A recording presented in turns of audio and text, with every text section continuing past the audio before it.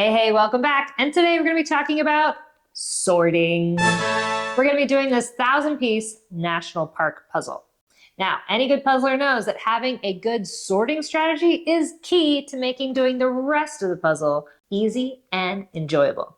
So today I'm going to be leaving you with my top 5 tips to not only sort this puzzle, but that would apply to any puzzle that might be on your puzzling table. We're going to box this together.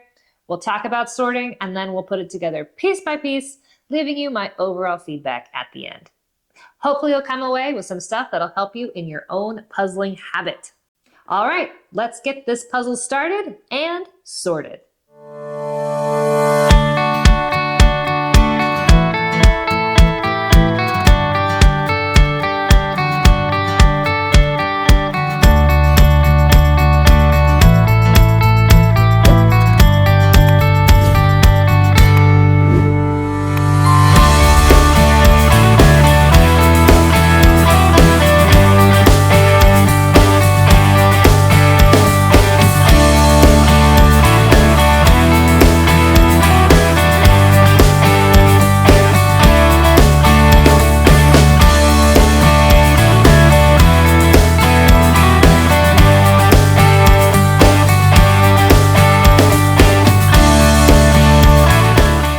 So I'm done with sorting, and I'm almost ready to go on to the fun part of puzzling, but I just wanted to take a brief break to talk about 5 things that really helped me get the sorting done on this puzzle and put me in a super duper spot to get the rest of it finished.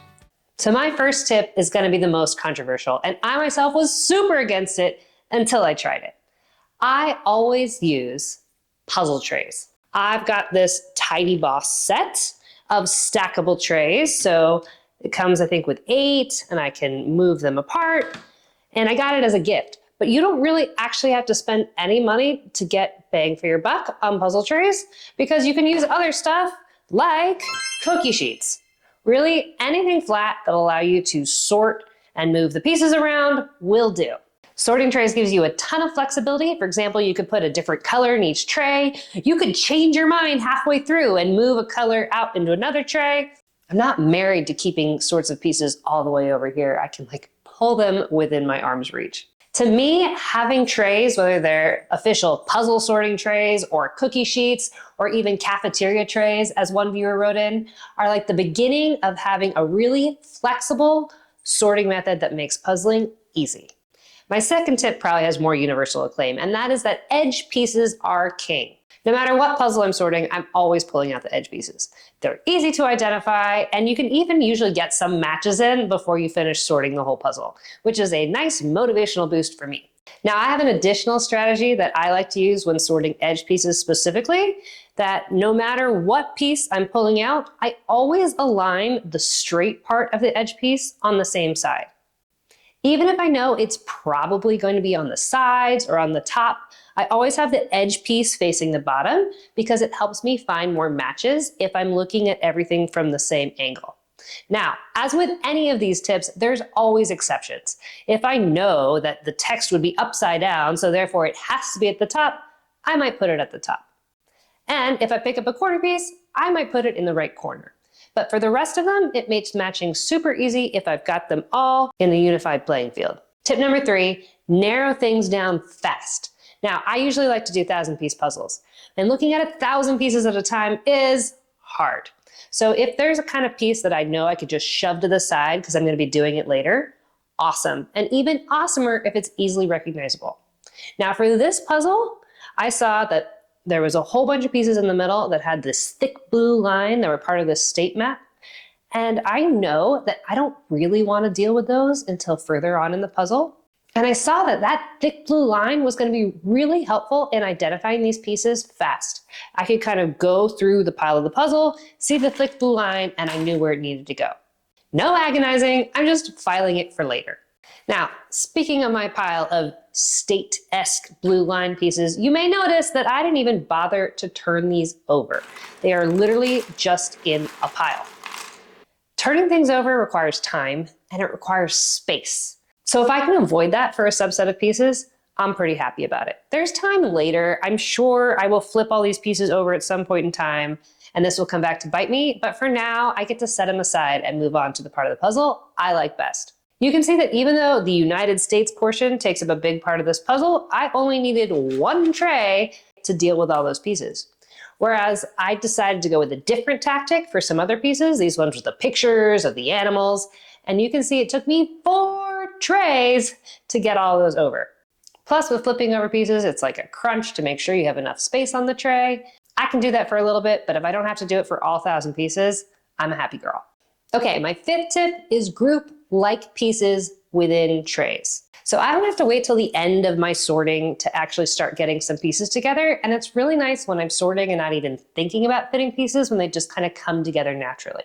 You can see here that one of the tactics I chose was to group pieces with words on it, like the signs in these 2 trays.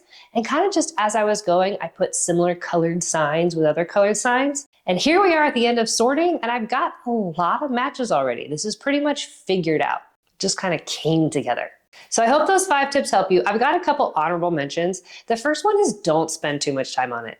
I have before gotten stuck in a rut of like having 2 different types of piles, maybe orange and green. And then I get a puzzle piece that's like half orange and half green. And I sit there, well, ooh, is it more orange or more green? And trying to figure out where to put it. It doesn't matter. It's all going to come out in the wash. So just pick up the piece, throw it somewhere it might belong, and move on. Perfection is not required here. Second honorable mention is there's definitely no right way to sort. So for this particular puzzle, I chose to have animals, text, and blue liney state pieces. I could easily have picked different colors. I could have picked more desert things versus more water things. There was a lot of ways I could go with it, and they all would have been right. It's also totally okay to change your strategy halfway through, and the way you sort will probably differ a lot depending on the picture. We do our best, and we get it done, and then we move on to the good part. So let's move on to the good part and get this puzzle finished.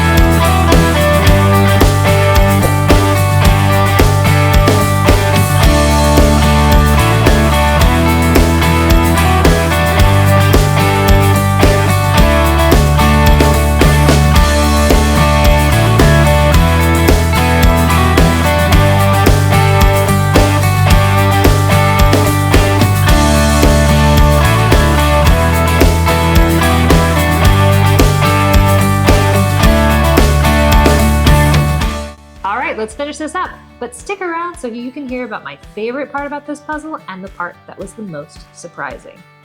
Catch you on the other side.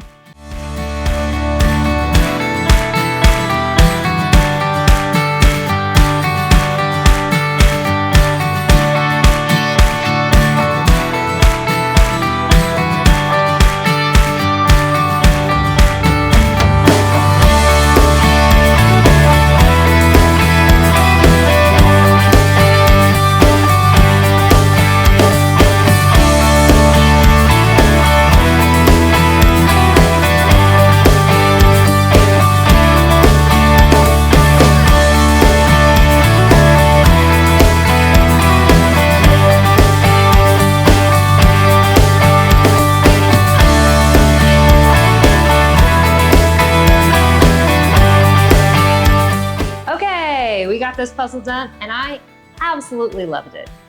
I gotta say, sorting well made the whole rest of this fun and easy, and I just really enjoyed myself. Now, I promised you I'd let you know my favorite part about the puzzle and the most surprising part about this puzzle, but first I'm gonna give some honorable mentions. First off, it was super cool that I got to discover new animals as I was going along. The picture here is so detailed that there were little animals that I didn't see when first looking at the box that as I was putting together piece by piece, I got to discover. Second, it was educational. I'm pretty good at geography, but I wouldn't have known which national park belongs to which state as well as I do now, thanks to this puzzle. So bonus points for being fun and educational. Okay, but my absolute favorite thing about this puzzle is the piece shapes. I've done so many puzzles where most of the puzzle pieces conform to the normal 2 in, 2 out piece shapes, and this one was all over the place. There were some puzzle pieces I didn't know if they were edge pieces or not because they had like such a sheer side. And as you can see here, there's such funky different ways they can interlace. My most surprising observation about this puzzle actually has very little to do with the puzzle itself, but rather its content. I did not realize there's so much pink involved in the national park signs. I don't know how many I could count, but there's a ton of these little emblems that say national park that are bright pink. If you had told me I was going to be doing a national park puzzle and that one of the most predominant colors on it would be pink, I would tell you were crazy. Not anymore. If you want to try this puzzle as well, you can grab this exact puzzle, the one sitting right here on my desk at my online store, jennyjigsaw.com. Whatever puzzle you're doing, I'm hoping you're having a great time doing it, and I will see you at my next puzzle video.